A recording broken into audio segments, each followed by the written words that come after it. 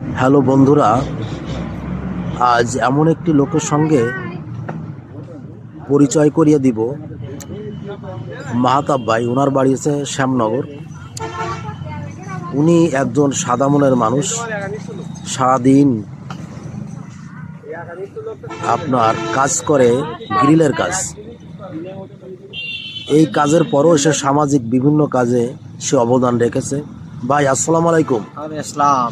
ভাই, আপনি আপনার এই যে সামাজিক যে অবদানগুলো রাখছেন, কি কি অবদান রাখছেন আপনি একটু বলেন তো ভাই। আমি সামাজিক অবদান আমার গ্রামের মানসিক সুখ দুঃখের যত কাজ আছে, মানুষের এই কালকে রাত্রি একজন মানসিক বাড়ি হঠাৎ গামজাম করতেছে, মানুষেরা সেখানে যাইয়ে মানসিক সেই গামজাম মীমাংসা করে দেওয়া, মানসিক পাশে দাঁড়ানো, মানুষদের পানি বাঁধি গেছে সেখানে একটু পানি ছাড়িয়ে দেওয়া, একটু পাইপ দিয়ে মানসিক টুকটাক সুবিধা অসুবিধা এগুলো দেখি গ্রামের কাজকাম।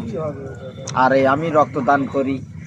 আমার জীবনে আমি কোনোদিন কোনো গোশ মাছ খুব কম খাই, গোশ একেবারেই খাই না।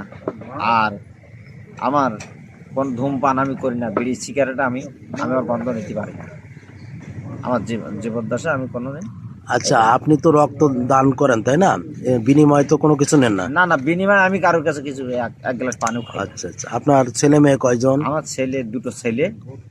তারা কি পড়াশোনা করে নাকি? হ্যাঁ, বড় ছেলে এবার এসএসসি পরীক্ষার্থী, আর আপনার বাচ্চা ছেলেটা মাদ্রাসা নার্সারিতে পড়ে। আপনার বয়স কত হবে এখন? আমার এই 55 বছর। এই 55 বছর বয়সে কতবার রক্ত দিয়েছেন?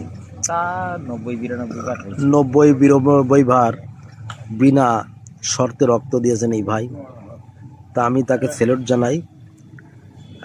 এরকম লোক আসলে আমাদের হওয়া উচিত। আমি 88 সালেতে বাদন সংগঠনে আছি। 88 সাল থেকে বাদন ভার্সিটি। ঢাকা ভার্সিটি বাদন সংগঠন থেকে জড়িত ভাই। তো ভাই ভালো থাকবেন, আপনার সুস্বাস্থ্য এবং দীর্ঘায়ু কামনা করছি। ধন্যবাদ আপনাকে। আসসালাম।